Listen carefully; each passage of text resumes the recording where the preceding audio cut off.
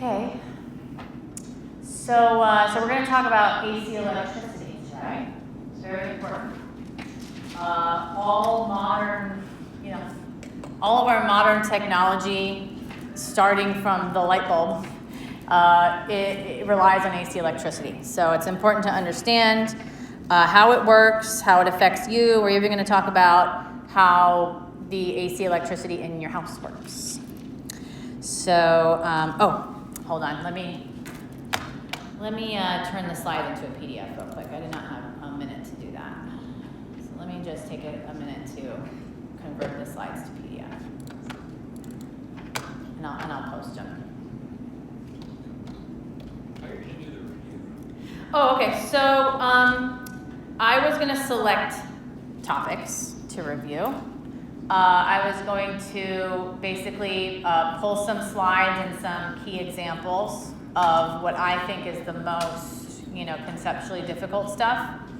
And so we have 2 days to review, so I'll try to, fit it all in the 2 days. I'm happy to take requests if there are requests. So just email me requests, and I'm happy to do it. But yeah, that's what I was going to do. I was going to have just some slides prepared, pulled from our previous slides. Yeah. 15 to 26, yes. 15 to 26, yes. Are we going to have a study guide for the final? No, it's going to be your old, what I'll do is I'll prepare a study guide for chapter 26, and then you're going to use your old study guide. It's going to be the same concept being tested. Okay? Yes. Or like previous exams, like that. If you want, yeah, they're available. Yeah, you can come to my office, you can email me, and I can give you your exact exam back to your work and stuff. Mm-hmm. Yeah, I have a lot of people come by and take them. Was there any other questions? Yes. Question. Proportion on the last chapter, like chapters, how many questions for each? What was the question about that? Like how many, so we have 12 chapters. Right? Yes. We have 24 questions. Yes. 2 questions per chapter. Yeah, you can be safe to say that, yes. Roughly 2 per, yes. Mm-hmm. Yeah. Mm-hmm. Yes. Is there gonna be any questions that are like recycled from old exams? Or Yeah, there will be some that variations are, of it? yes. Mm-hmm. So like you can, guarantee a right angle lens is law 1, you know what I mean? And there's so many variations of that, so, I mean, that one may not be repeating, it's just so many different variations, but there's some there's not too many variations, so. I think studying from the practice exams from the old exams and the practice exams will be beneficial. Just look at the other form that you didn't get and use that as a mock exam. So a mock exam is going to be the best way to prepare for the final.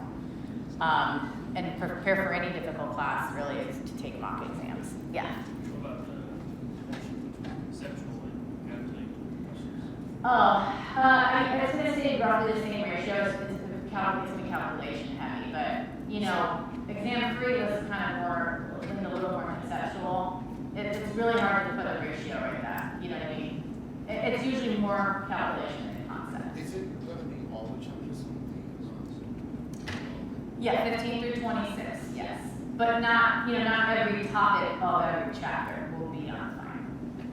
You know what I mean? Is there going to be like a other study guide? No, it'll just be your old stuff plus what I'll provide for 26. Because you haven't been tested on it yet. So I'll provide the exact topic or maybe 2 topics that I'll be testing on for 26. So it'll be 26 will be easy. I'm gonna make it very, very straightforward. Let me know what other questions you have while I download this thing. Yeah. So AC electricity, we've kind of come full circle. We started off talking about waves, and then we broke into light as a wave. Light is a mixture of electromagnetic vectors, right? An electromagnetic wave. So after we talked about electricity, we talked about magnetism. We're back into electromagnetic waves, and now we're looking at waves. How we describe AC electricity, which is using wave terminology like cosine and sines. So we've kind of come full circle.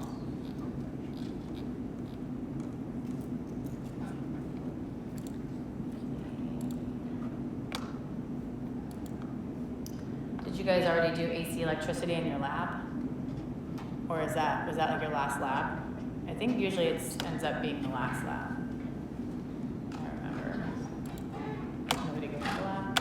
Man, like a motor. You did the motor? Yeah, so that's kind of like, that's induction. That's kind of like the chapter before this one, like Lenz's law and stuff. So you built the motor? That was fun. That was always my favorite to teach. Okay, so let me convert to PDF for MS DEN. Because I have a Mac, so I have to do this on a Windows computer, and I wasn't around a Windows computer to do it. Right, because if you try to convert the PowerPoint to a PDF on a Mac, everything gets screwed up. Okay.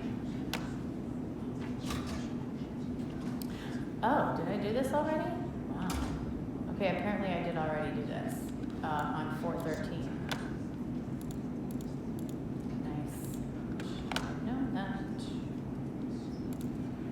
Okay, so let me upload it real quick on Canvas.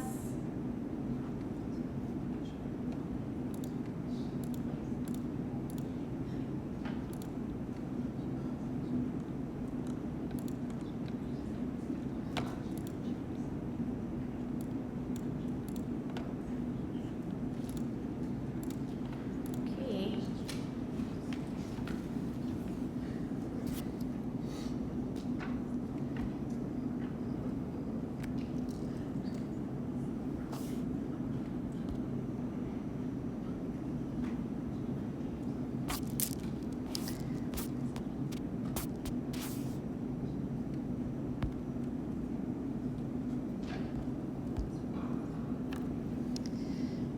All right, couple more clicks and we're there.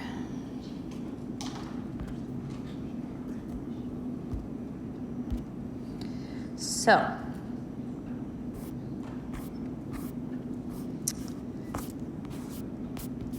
reading questions. So we're going to define alternating current. So if you remember in the past exam, we had a circuit on there, right? And the property of that circuit, it was a direct current circuit, which means the current is constant. Okay, it doesn't mean the current is the same everywhere in every branch, but the value of that current, if it's 1 amp through one branch, it's going to be 1 amp the whole time. Okay. What's different now in alternating current circuits is that value of 1 amp actually oscillates between +1 and -1, and it oscillates like a cosine function or a sine function. So, when you turn on a battery, when you turn on a light bulb that has a battery, right, it's producing a constant light. It's not a flashing light. So that is evidence of a DC current. But the way that we actually transmit electricity from one place to another, like from a power plant to your home, is through AC electricity. We need the current and the voltage to vary with time. And we'll talk about the reasons why we need that.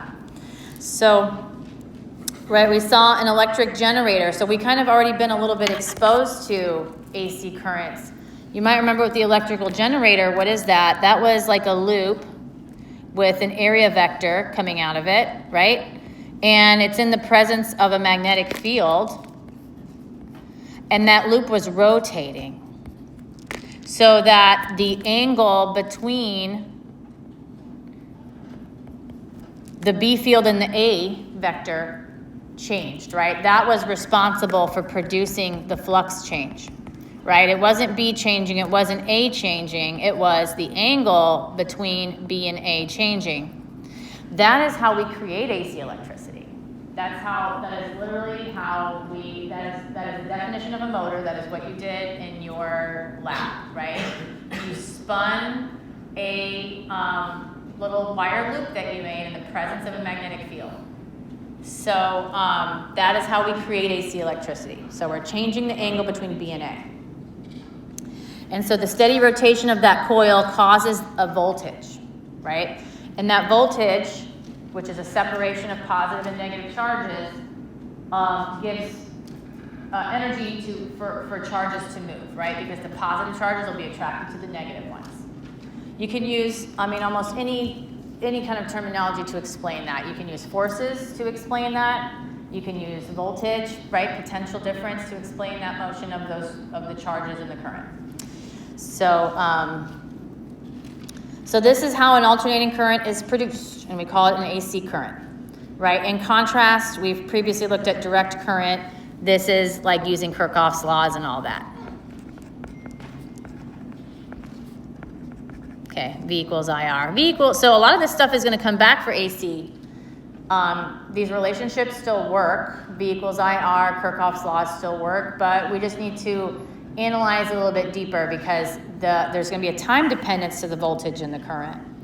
So if we had that little electric motor that we made and we hooked it up to something that measured voltage as a function of time, like this oscilloscope does, you would see a pattern like this. You would see your voltage or your EMF vary like a cosine or a sine function. And here we choose cosine just out of convenience, okay? Doesn't matter what you use. So this is going to be what comes out of the voltage that comes out of your generator.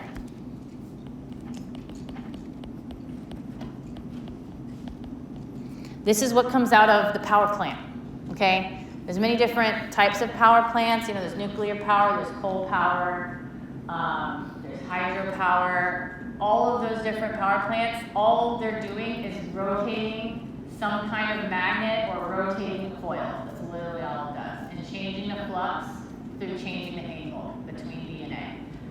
Every type of power, that's what a nuclear power plant does. Maybe you think a nuclear power plant is you're taking nuclear material and somehow like pulling a current out of it. No, what we're doing is we're using a nuclear reaction to heat water. That boiling water makes turbines move, and if you have a rotating thing, then you have something producing AC electricity. So we're going to be dealing with sine functions. So we have all of our usual suspects here. The period is defined as 1 over the frequency. The period is the time it takes to reach your original starting place. So you can measure the period using trough, peak, or decreasing, 0, or increasing, 0. Okay. So the frequency, we're going to be, interested in the frequency dependence of our AC current. Okay. When current and voltage are oscillating, we're going to need some tools to describe the oscillating nature, or maybe what is the value at that one particular time. So we'll say that the instantaneous current or the instantaneous voltage is the value of the voltage at this time, right? So instantaneous voltage would be what is the value of the voltage right at this time right here, okay? So this follows Ohm's law, V equals IR. So we're going to use our usual Ohm's law. We're going to use some other common circuit relationships. But what I want you to note here is that instantaneous will have the small letter, okay? Small letter V, small letter I. So that's how you'll know we're talking about the instantaneous current or voltage. So as you already know, when a current flows through a resistor, it's flowing from positive, high potential to low potential, right? Positive to negative. And the potential is decreasing, right? Because resistors are objects that resist current. And what do? Heat dissipates, right? We lose energy. It costs those electrons or those positive charges energy to cross a resistor. And you lose heat as a result.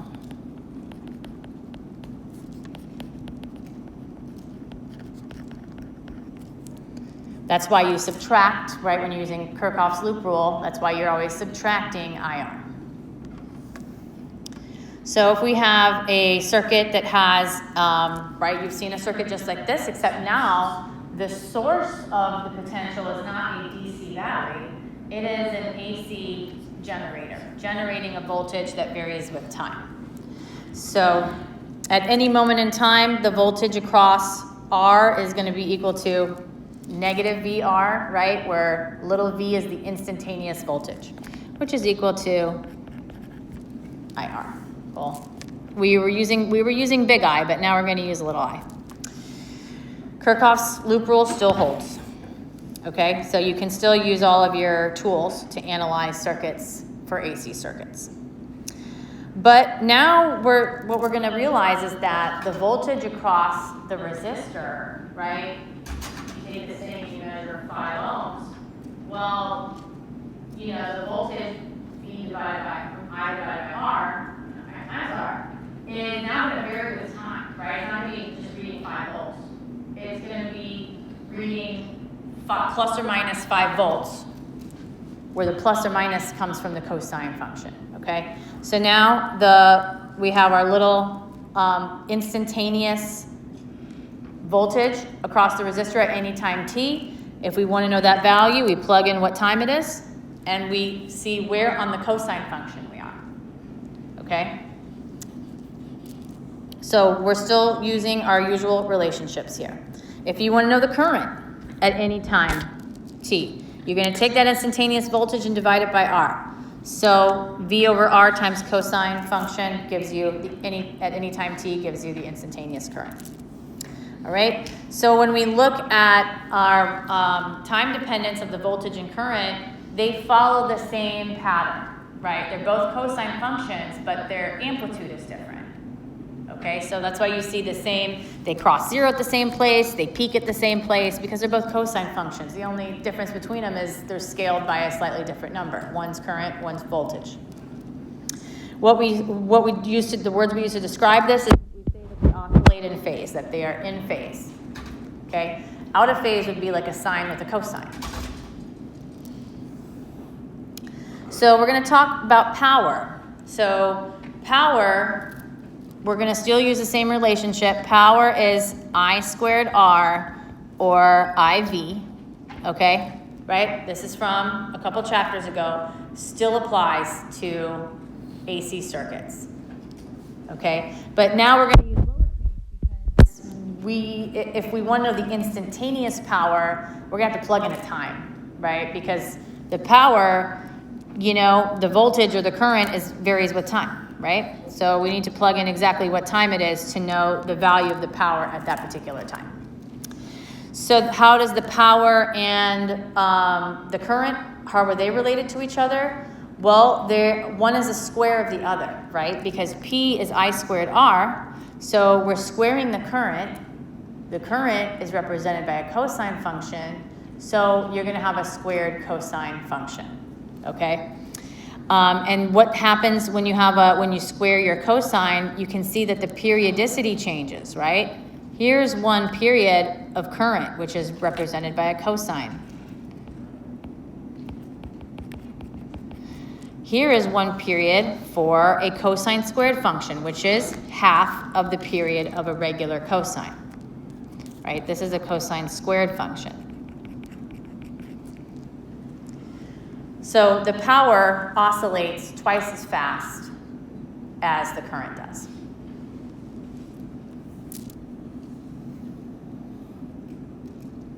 So we care about power because, electricity is, costs money to make, and we want to know when we turn on a light bulb how much electricity are we burning, how much are we spending, right? So that's why we need to calculate the power. So the power that is dissipated from something like a light bulb or a resistor or let's say a burner on your stove, okay, it's going to cost you money. So how much money does it cost you? Well, you need to know what current is flowing through that object and what the resistance of that object is. And it's not going to be beneficial. We're not going to tell the Duke Energy that at time t equals 2 minutes that we have a current of 0.3 amps, right? That's not how the power company, they're not analyzing your power consumption second by second. So it's important to have a way to tell the power company how much energy you're using on average. And so we're going to use the average power and what's called the RMS current and the RMS voltage to describe these quantities as a constant value, okay, not an oscillating value. So the average power, and you'll just have to trust me, there's a 1/2 in front of it, okay? And where does the 1/2 come from? It comes from averaging a cosine squared function, right? So if you have a cosine squared function, which power, is represented by a cosine squared, as we just saw, the average value of this function, right? There's just as much function on this side as there is on this side, right? There's just as much up here as there is up here. It's going to equal, right? The average value is going to be this value right here, which happens to be halfway down the cosine function. Does that make sense, right? You're just kind of like analyzing an average from a very basic viewpoint. You see there's just as much up here as there is down here, so the average value is right in the middle. So that's where the 1/2 comes from. There's some math behind it, but I think this is conceptually what you need to know. So the average power is going to be half of your instantaneous value, okay?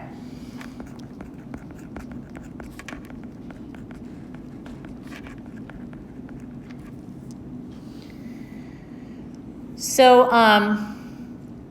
we're going to also use, instead of, it actually is an average, we're going to use the root mean square values to tell the power company how much current that this object is using, right? Because we're not going to tell it this cosine dependent, right? They don't care. They don't care about things at that time scale. So the RMS value is you're taking the amplitude, right? This is the amplitude of your cosine function, right? Because your V and your R are now functions of cosine. And you're going to divide it by square root of 2. And you're probably like, what the heck? Like first 1/2 was an average. Now what is the square root of 2 dividing by square root of 2 thing? So it's a method of finding an average of a function that's actual average is 0. So what do I mean by that? If I plot, right, IRMS and VRMS, they oscillate about 0, don't they? Right? Because they're regular cosine functions. The power oscillated above 0, right, because we squared it. Cosines and sines of current and voltage oscillate about 0. So what is the average of this function? It's 0, right? Does that help us tell the power company how much current we're using and how much voltage we're using? No, it does not. So what we do is we do what's called the root mean square average. And the root mean square average is the first thing we do is we square the function, which puts it on top of, right? And it has a shorter frequency. That's why my little jigglies are more, there's more of them, right? So you square it first. You square the cosine. You find the average, which is 1/2, right? And then you take the square root of it to bring it back to regular units. So that's where the square root of 2 comes from. That's why the 1/2 now becomes a square root of 2. Because we took that regular cosine function, we squared it so that we could take the average, but then we still want to talk about it in regular units, not squared units, so we just square root that number back again, okay? So that's all a root mean square is. It's a method of averaging. It's a method of averaging something that oscillates around 0.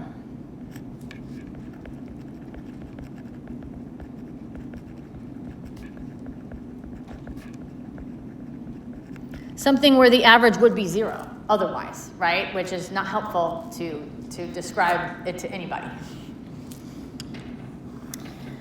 So, so here, root mean square current, root mean square voltage. So then we can get our power by using the root mean square values, okay? Instead of the instantaneous values. And then you can see those 2 square roots go away and become 1/2, right? This is 1 over square root of 2 regular I. This is 1 over square root of 2 regular V. Those 1 over square root of 2's become the 1/2, right? Which is what we just saw, how the average power is expressed with a 1/2. So, so if you want to use your DC current your DC voltage concepts from the previous chapter, you can certainly do that. You just need to make sure that you're working in RMS units. So, right, as long as you work with RMS units, all the expressions for DC power, DC circuits will carry over to AC. So let's talk, let's get specific here. So the voltage, the alternating voltage that we use in the United States, we use a specific amplitude. It's 120 volts. And the frequency is actually 60 hertz. So this thing is in the way, but you've been around ISA, and you've noticed some moving in front of some people. There's an outlet here, so I'm trying to show. There's an outlet here, and there's a stickers on it.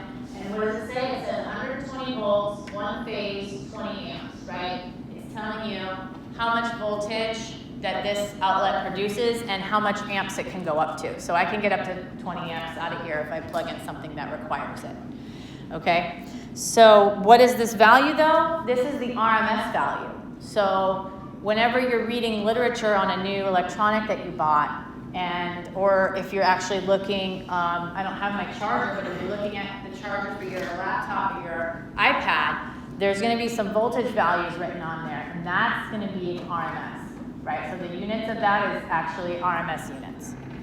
So this voltage, this 120 volts, is the RMS value of the voltage. Okay? So in this example, I'm just going to leave it to you guys to do at home because it's all kind of spelled out there. We're becoming familiar with the terminology and the context, okay? So let's say you have a toaster and or a microwave, and you look at the microwave, it says the microwave is 1,500 watts, or the toaster is a 580 watt toaster. Well, what does that mean, okay? Let's plug it into the outlet at our house, which is 120 volts. So from that information, we can figure out what the resistance is of the toaster. We can figure out what the current is flowing through the toaster, okay? Because we know that P equals I squared R, which equals IV. And we know that V is 120 volts RMS, okay? Power, 580 watts, okay? And then you can solve for I and then solve for R. Okay, it's the general idea.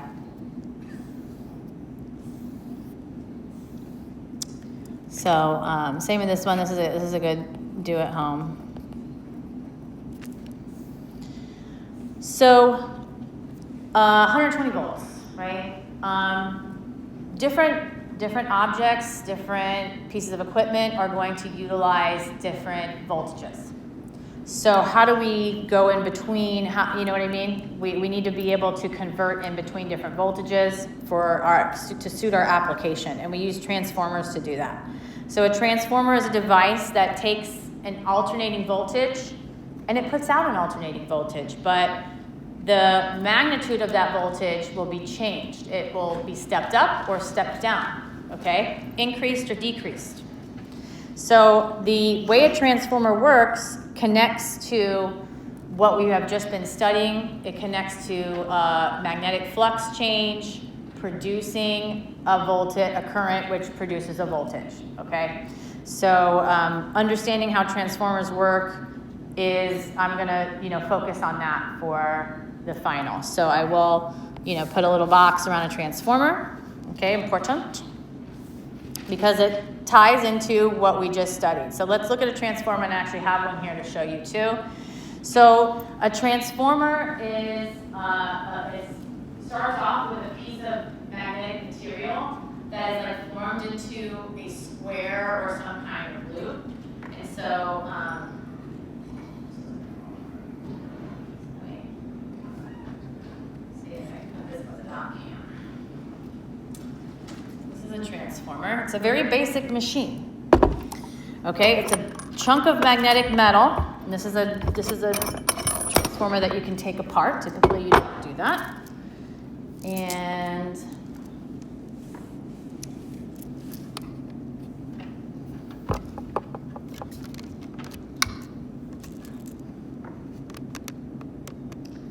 Okay, here's the top part of our square. It's removable. It's a magnet. It's a piece of metal. Okay, and it connects to two other parts of the magnet. You see, there's the U-shaped part of the magnet, and then here's the top part making that square that you just saw in the slides. Okay, wrapped around these branches of the square are your favorite thing, solenoids, right? Current carrying wire wrapped into some kind of circular, or in this case, a square shape.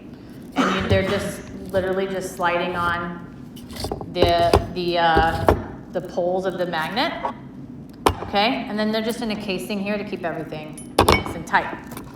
So that is the basics of what a transformer is. So how does it work?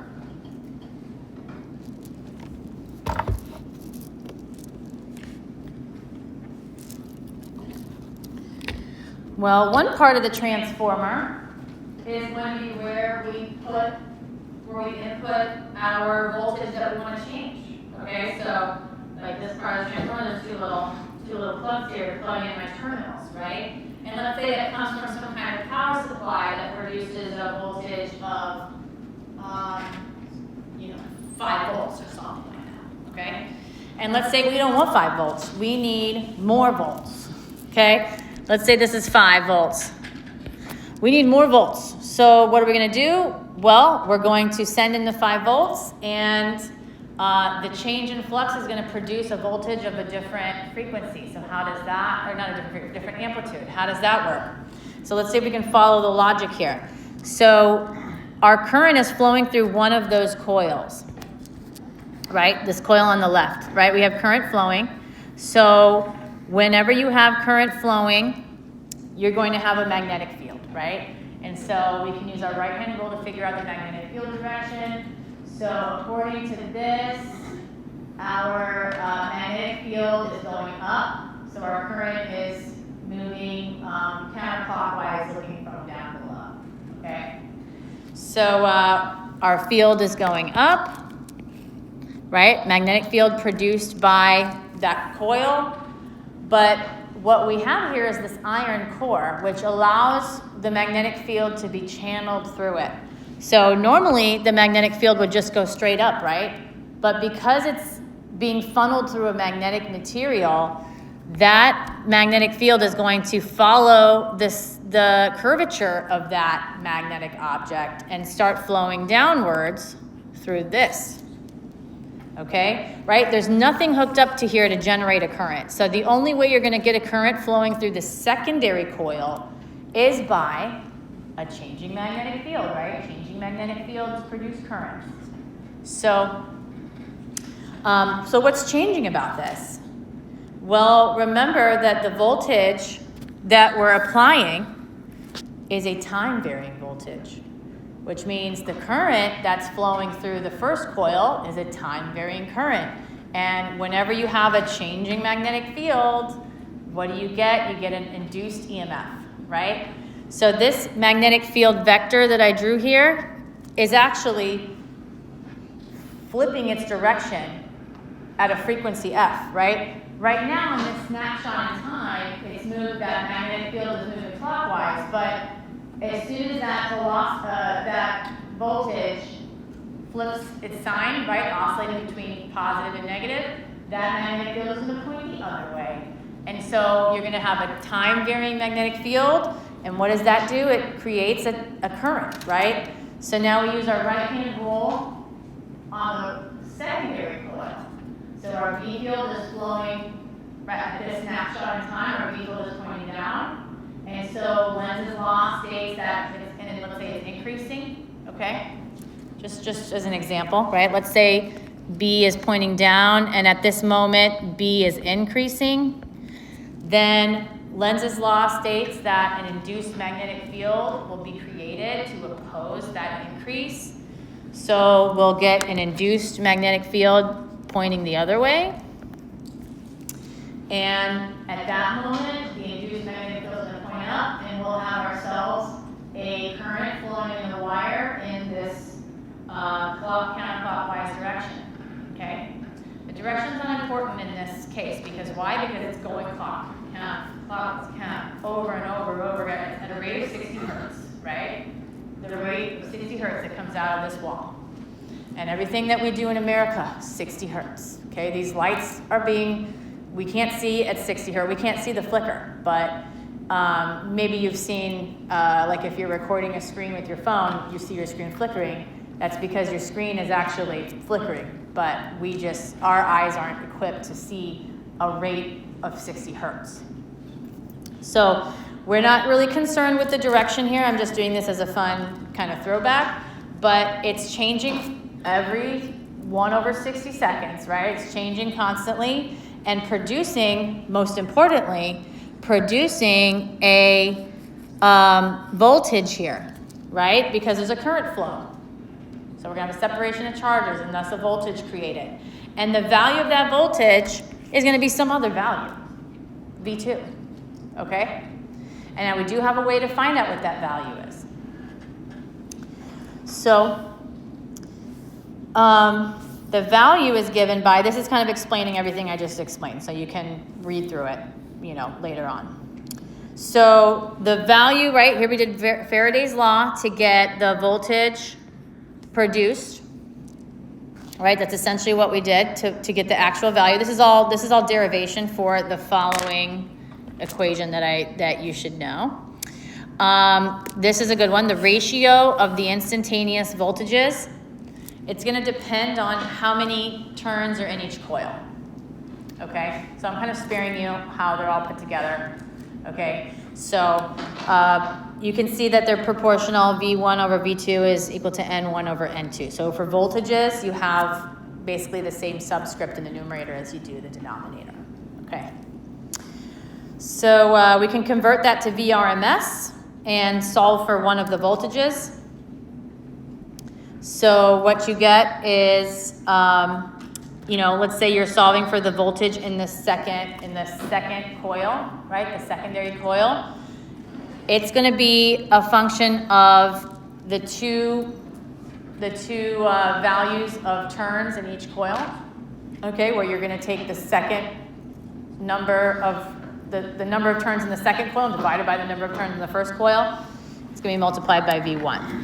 So. And then this works also for the RMS values, okay? So whether you're using VRMS or the instantaneous voltage, it doesn't matter, as long as you're using the same one on both sides. So now we can define what it means to have an increased voltage or a decreased voltage. So your transformer is going to increase your voltage if the number of turns in the secondary coil is larger than the first, okay, right? If N2 is greater than N1, right? If this number is bigger, well then V2 is going to be bigger, right? And then you can have a step-down transformer if N2 is smaller than N1, well then, right, you're going to be multiplying V1 by a number less than 1, which will shrink the voltage in the secondary coil. So spend some time, fully understanding and being able to describe that. Now, what's cool about transformers is you don't need, if you want to step up or step down, you don't need to rearrange anything. If this is right now set up as a step up, meaning I input my voltage here on the left, and I'm reading my new voltage on the right, it's bigger. If I want it to be a step down, I can just take my input and put it on this side, right? So the transformer can work both ways. It can be a both step up and step down at the same time. You just put your input through the second coil and find a difference in the first. Okay, so step up and step down are interchangeable.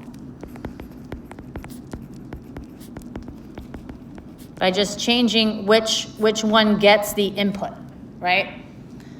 Typically the primary coil, the first one, is where we put in our voltage, and then the secondary coil is what we measure, but there's no difference in switching them around. They're not special coils, right? They just have different numbers of turns. So the currents can also be related to the primary and secondary number of turns, okay? But the relationship flips. So now you have, in your numerator, you have I2, or you have N1 on the top, okay? So, right, notice the difference. and 2 is on the top when you're relating voltages, and 1 is on the top when you're relating currents. Okay, so just, I'll put it on, it's gonna be on the formula sheet, but just know, just keep that as a mental note. All right? So a step-up transformer will raise the voltage, but the current will be lowered, and vice versa. What was the one with the vultures? What's it called again? What this one is? Oh, transformer. The transformer, yes, they're transformer. Yep, this is the transformers. Okay. So, And the transform operation is N1. yeah, so the transforming is literally just a ratio of the number of turns in each coil. So what it determines how much or how little voltage you get from your input is simply the number of, spirals on your solenoid here, the number of coils you have. So, and then, like, what's the other number? Like, is it just out of the total number? Or No, it's each one. So here's let's say that the one with these black things sticking out is the primary coil. So this, we would count how many turns are in this coil right here. It's these little, and that would be the number of turns in the primary coil. And then in the secondary coil, we just count the number of turns there. Oh, okay, so You N1, see? the secondary was what? Same, you just count how many are there. Okay. This one has, it has several layers. I'm not gonna count that. So,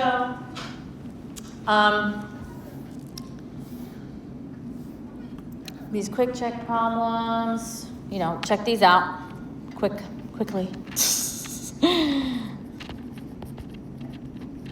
Okay.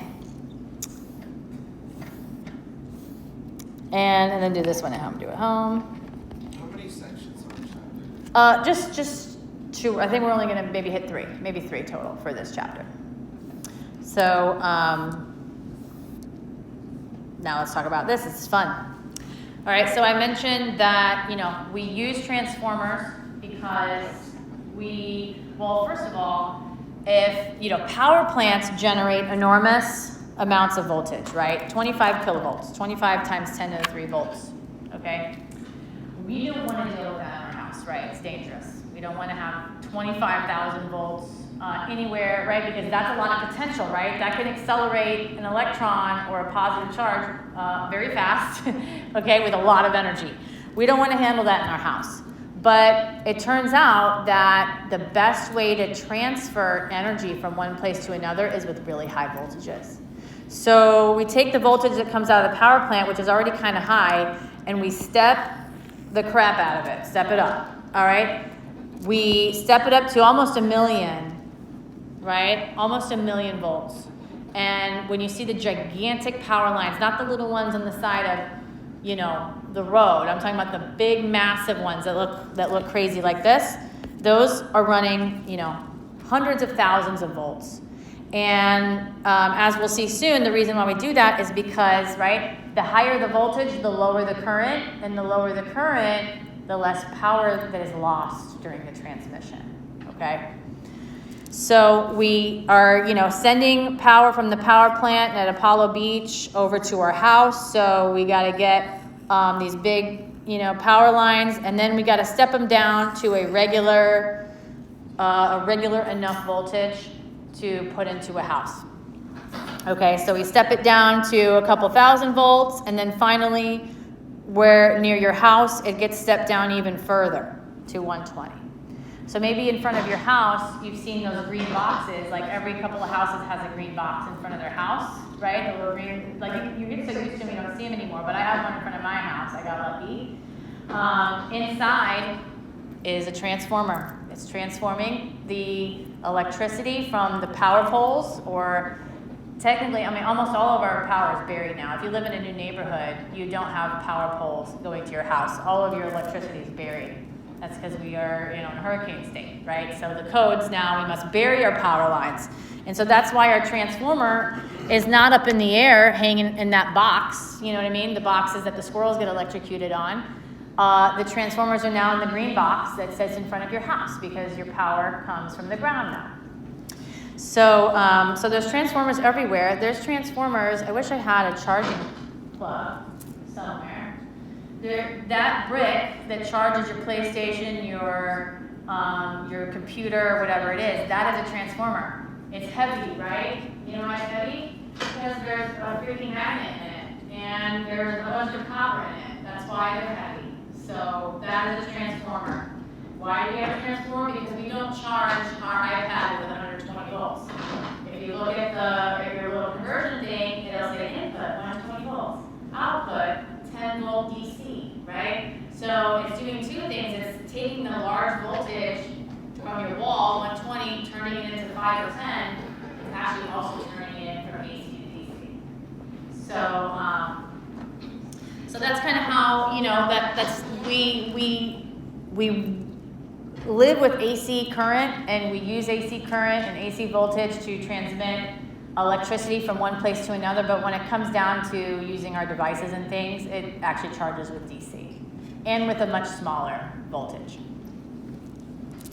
So that's kind of our motivation for studying this, okay? So I wouldn't, you know, worry too much. Okay, I'll just say do this one at home. I would prefer, you know, the conceptual idea I think is more important here. You know, like why we use high voltages and right to transmit electricity. So, but still take a look at this example. So yeah, so just here's the concept, right? This is why do we run them at such high voltages? Because a smaller current is required, okay? So, right, to get the power to be equal, P equals IV. So if the power coming from the, let's say the power plant is, you know, 500 watts, it's a lot more than that, okay? To keep that power transfer constant, if you increase the voltage, what must happen to I to keep power constant? I must go down, right? So that is why we run these lines with such high voltage, because we want the low current. Why do we care about low current? Because the power dissipated by a resistor, right, by an object that spends energy, is proportional also to, well, we could just say I squared R, right? So if I is small, then the power dissipated by the resistor or the object that, you know, loses energy is going to be lower too, right? So we're not losing as much energy to transmit the electricity from Apollo Beach to your house, the higher the voltage is. So that is the concept that I would like you to focus on for transformers. Yes? So when you said pattern resistance, are you talking about the resistor and the currents? Like you said that both drop power? Yeah, so right here's a light bulb, right? And so light bulbs put out light and heat, right? So it's going to take the energy from the wall and it's going to convert that energy to light and heat. So the more current I pump through it, the more light and heat is going to come off of it, right? Which means I'm burning that energy. I'm using that energy and I can't get it back, right? I turn the light, I turn the heat. You can't put light and heat back in. You know what I mean? So the higher the current, the more power is spent. But now think about this light bulb, or just think about a wire, right? Instead of a light bulb, just think about a wire, like the wires that make up the transmission lines that go from Apollo Beach to your house. Those wires are resistive wires, so the more current you pump through it, the more power is dissipated by the resistive portion of the wire, right?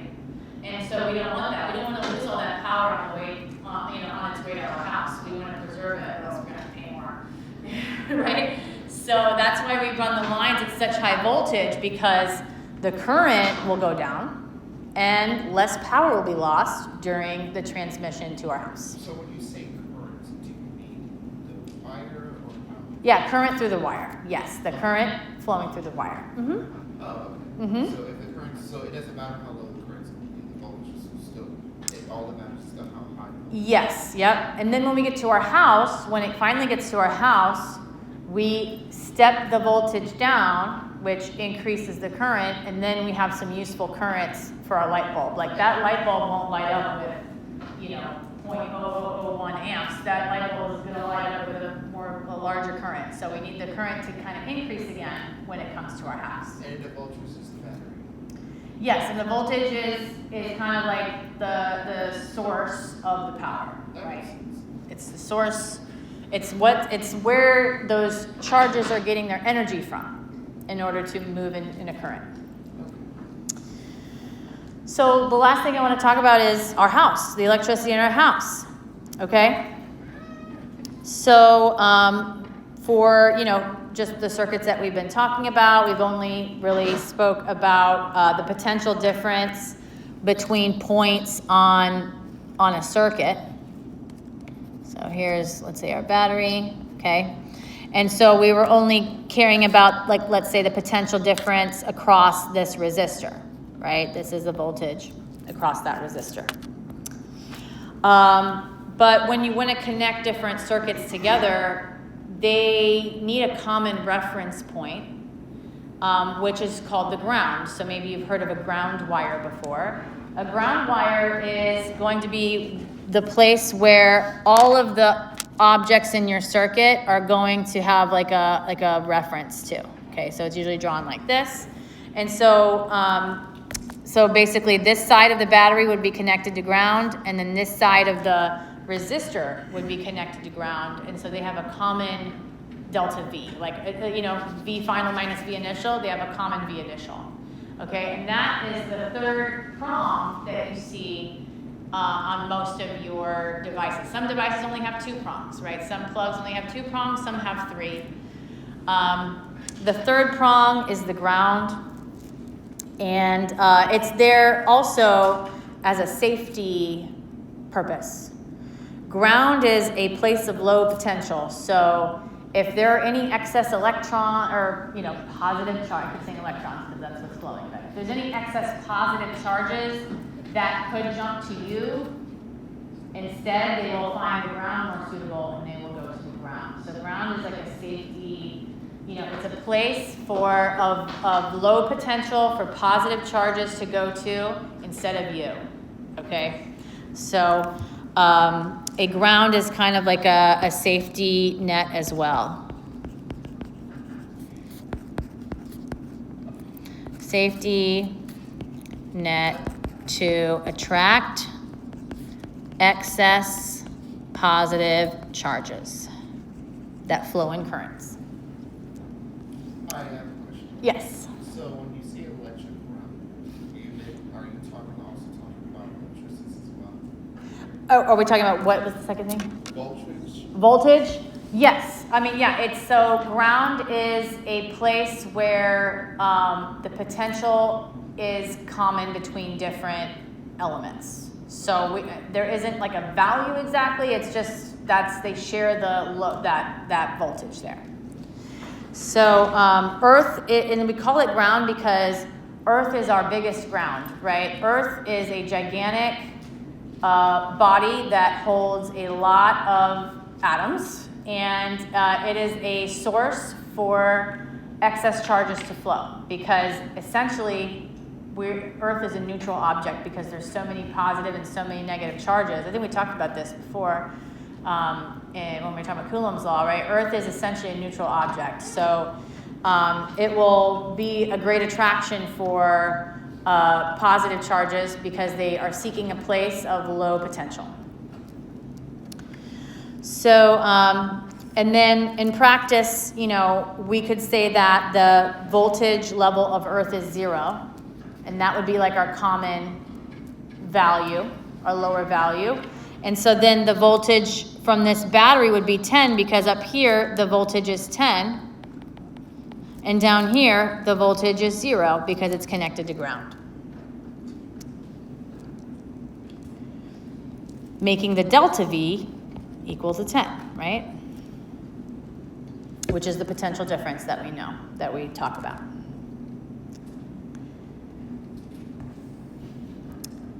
So any circuit that is connected to Earth is said to be grounded. And, I don't know if you've seen, you've walked around a house, but every house has a ground wire. It's going to be near your electrical panel, and it's going to come from the fuse, the fuse box or whatever you call it, right? with all the switches. It's gonna literally come from there and it's gonna go straight into the ground. And sometimes it goes outside through your wall in your garage, and it'll just literally stick the wire into the ground. And anytime that there's some kind of power surge, that is a place for the charges to escape, so they don't go through your circuit in your house and don't go to you, or don't start a fire, right? It's a place for them to go. So,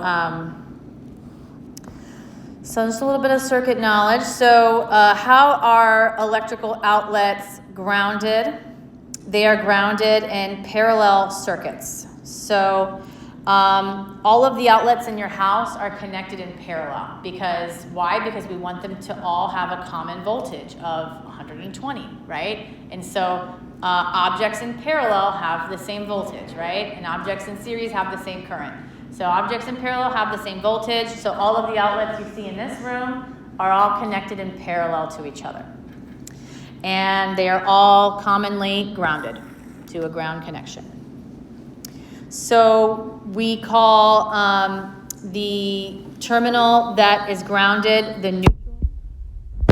And then the hot side would be where the current is flowing from.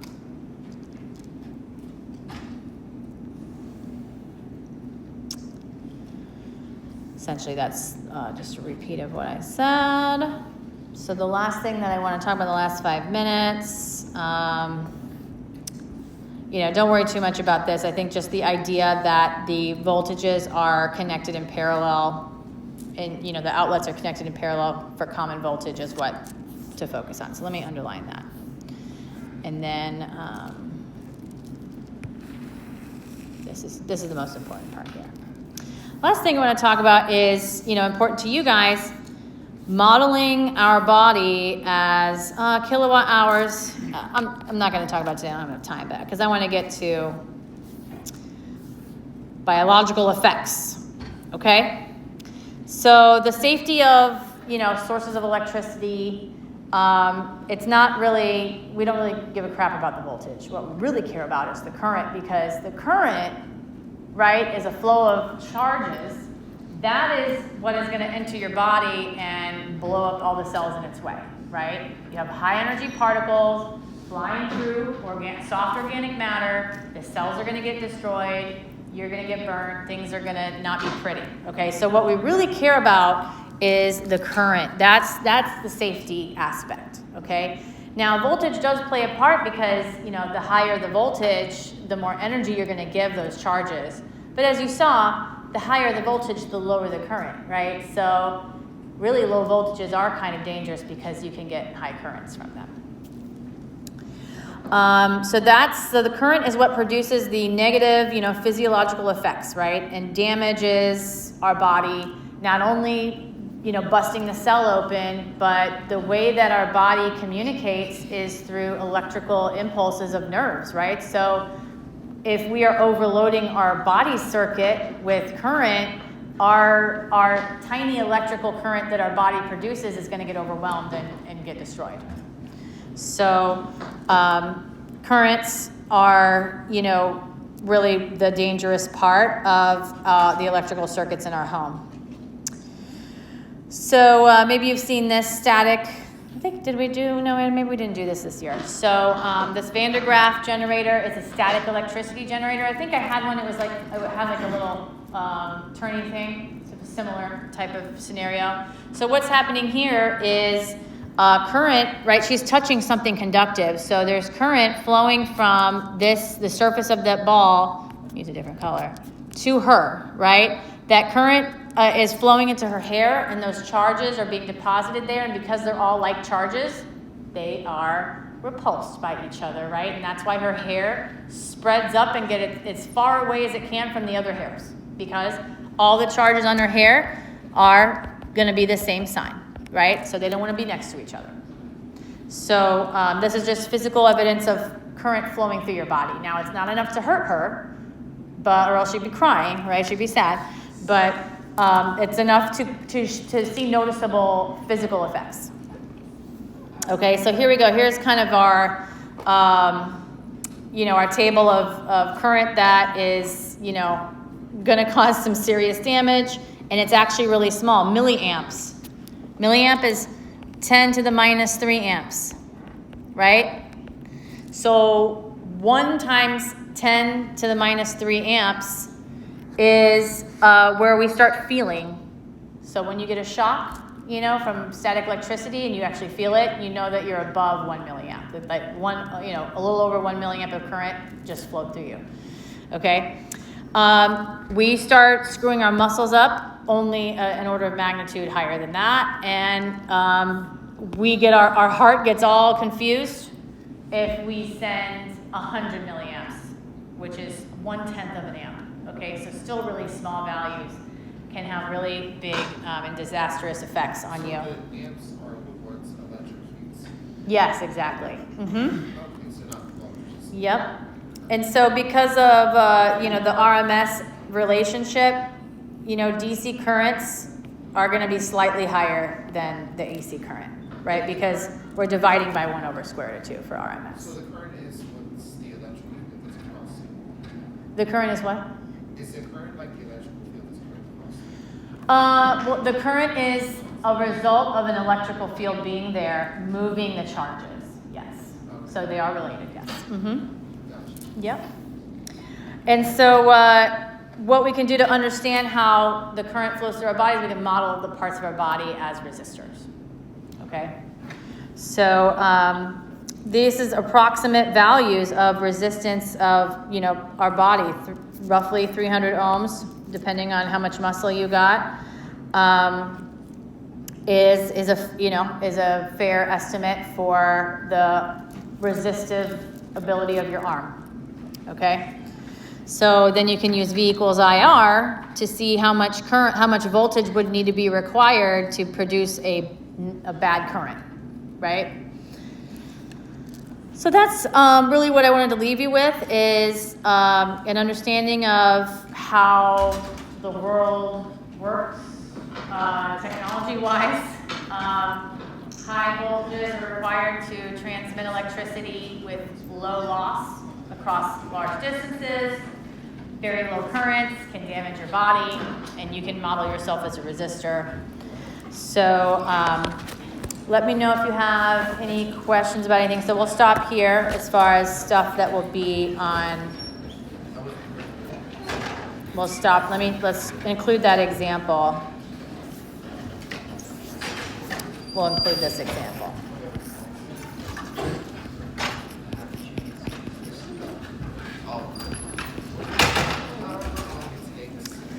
Okay? Let me turn this off.